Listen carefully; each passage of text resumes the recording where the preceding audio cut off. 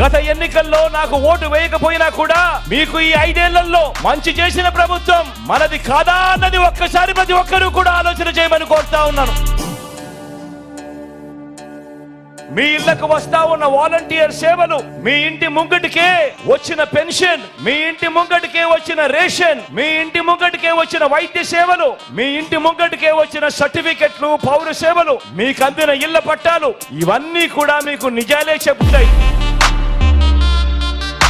రాష్ట్రాన్ని హోల్సేల్ గా దోచుకున్నది పంచుకునేందుకు చంద్రబాబు రాజకీయాలు చేస్తా ఉంటే, కులాన్ని హోల్సేల్ గా బాబుకి అమ్మేయగలననే భ్రమతో ప్యాకేజ్ ఇస్తారు, రాజకీయం చేస్తా ఉన్నాడు.